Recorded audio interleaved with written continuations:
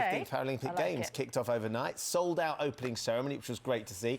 GB's flag bearer was the 10-time gold medalist Lee Pearson, who led Britain's 264 Paralympians in the Maracana Stadium. We're joined now by Dave Clarke, who has competed for Paralympics GB in both blind football tournaments and goalball at 3 Paralympics, and was a torchbearer at London 2012. Very good morning to you. Morning.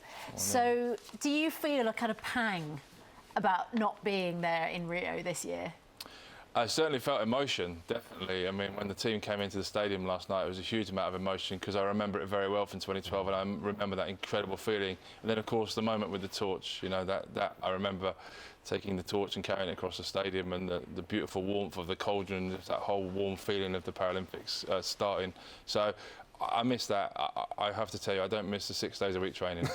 I would imagine, Dave, for somebody who is blind, the overwhelming sense for you, your senses are in terms of feel and taste and smell and sound, to go into a stadium for 80,000 people must have been extraordinary.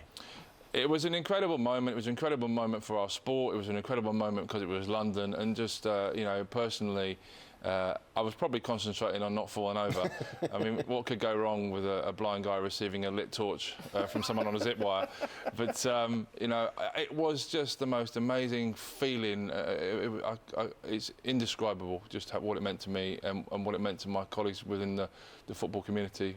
Now, I was wondering whether the term after party was just suggested it wasn't as big as the Olympics. But, you know, Ben puts up a passionate defence. The after party is the best party. However, the Paralympics has had a terrible crisis with funding and a scandal over unsold tickets. Is it, do you think, this year not being valued as highly as it was at London 2012? Well, I prefer to think of the Olympics as the warm-up event, really, just to test everything out, and now it's ready.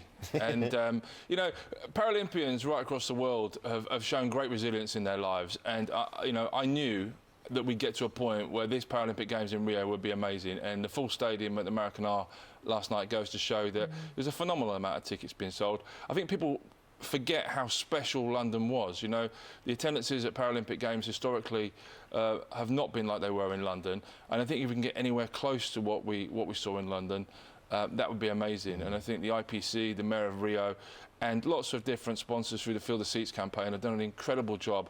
And this is going to be a remarkable festival of elite sport. I was lucky enough to go to the Paralympics, with my kids, both, and every session was completely full. That was what was magic about the Paralympics in London 2012 for the Paralympians, is that they got that sense that everybody was devouring the sport that was unfolding in front of them.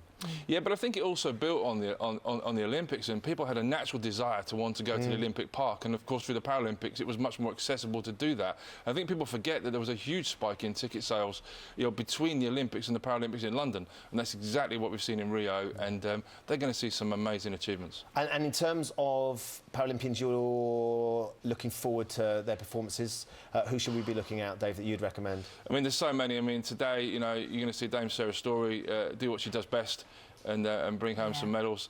And of course, my mates in the seven-a-side football team, they're playing Brazil today. Not an easy challenge in Rio, but Jack Rutter and the boys, I'm sure, will do us proud. But there are so many, you know, opportunities for medals. We got 120 in London, and we have a realistic chance of going and beating that, which is just an incredible thing. If Dame Sarah Story gets one more medal, I think she draws level with Tanni Gray. Brilliant. Baroness Tanni Gray now, and then and she's up for, I think, 3 or 4, maybe 5. She could go beyond that. Is that right? That's amazing, and I think there'll be no one more proud than Tanni when that happens. Absolutely. So double Olympic champion. We're all getting excited about the fact that Her Majesty may give a few of you some titles. How does Dame Nicola Adams sound? Oh, that sounds fantastic to me. Sort of thing you'd make everybody call you as well. I think you're Dame Nicola. Of course, why not?